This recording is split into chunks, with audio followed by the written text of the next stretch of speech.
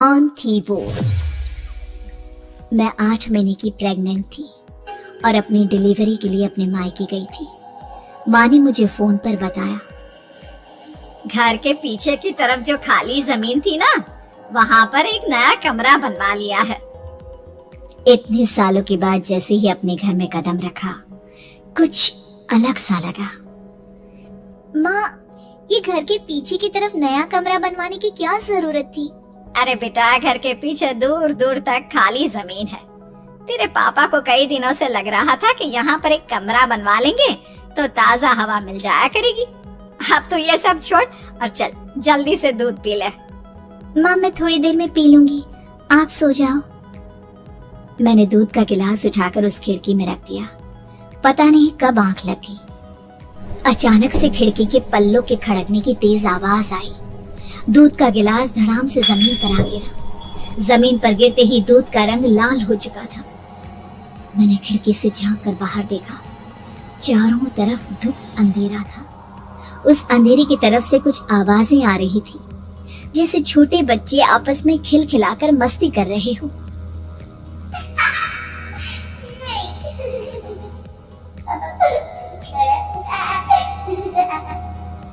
इतनी रात को इतने घनघोर अंधेरे में बच्चों की आवाज कैसे आ रही है? घड़ी में वक्त देखा तो ठीक 12 बजे थे। देखकर मैं सन्न रह गई। बुरी आत्माओं और भूतों की कई कहानियां मैं सुन चुकी थी। वक्त भी कुछ ऐसा ही था। ऊपर से मैं प्रेग्नेंट। सुना था कि ऐसे वक्त में अक्सर बुरी आत्माएं औरतों का पीछा करती है, तो क्या मेरे पीछे भी? पसीने से तरबतर बड़ी मुश्किल से, जैसे कांपते हाथों से मैंने उस खिड़की को बंद किया। जल्दी से जल्दी उस कमरे से बाहर निकलकर माँ के पास जाने के बारे में सोचा, लेकिन जैसे ही दरवाजे की तरफ पलटी, लगा कोई साया हवा की स्पीड से दरवाजे के सामने से गुजर गया। मेरे गले में अटक कर रह गई। मैं जोर से चीख कर माँ को बुलाना चाहती थी, लेकिन वो आवाज खुद मेरे कानों तक नहीं पहुँच पा रही थी। तो माँ तक कैसे पहुँचती?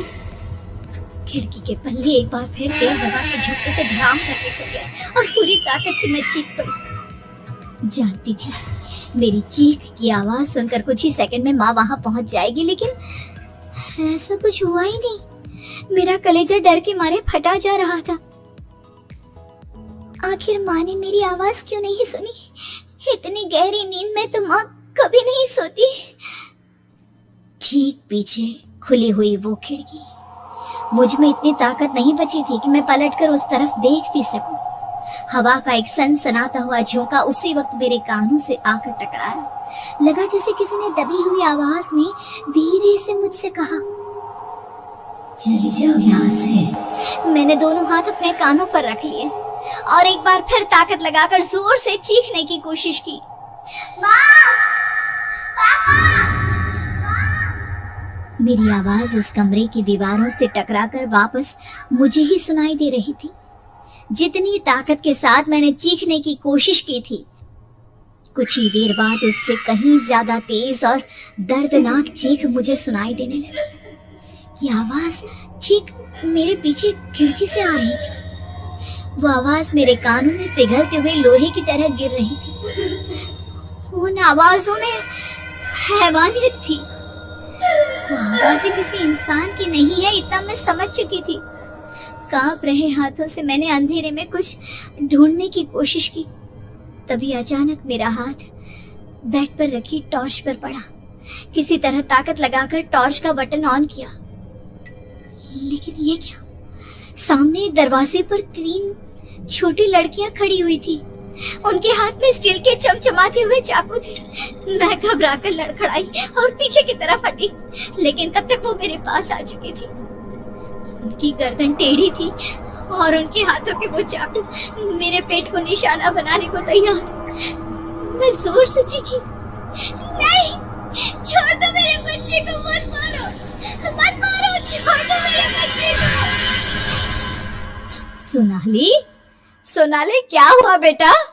तू इतनी डरी हुई क्यों है? उठ बेटा, क्या हुआ? हड़बड़ाकर मैंने अपनी आंखें खोली। देखा तो दिन निकल आया था। माँ मुझे जगा रही थी। मेरा चेहरा पूरा पसीने से लथपथ था। क्या हुआ बेटा, तुमने कोई बुरा सपना देखा क्या? मैं अभी तक अपने पूरे होश में नहीं थी। वो मेरे बच्चे को मार देगी माँ, वो लड़की मेरे बच्चे को। मैंने घबराकर अपने पेट को छुआ। सब कुछ ठीक था। और वो दूध जो रात को यहाँ पर गिर गया था, उसका रंग लाल हो गया था। माँ ने हंसते हुए दूध का गिलास मुझे दिखाया। तुमने दूध पिया ही नहीं, पूरा का पूरा ऐसे ही रखा हुआ है। तुमसे कहा था ना सोनाली, सेहत के लिए लापरवाही ठीक नहीं बेटा। लेकिन मैंने तो सब कुछ अपनी खुली आंखों से देखा था। ये सपना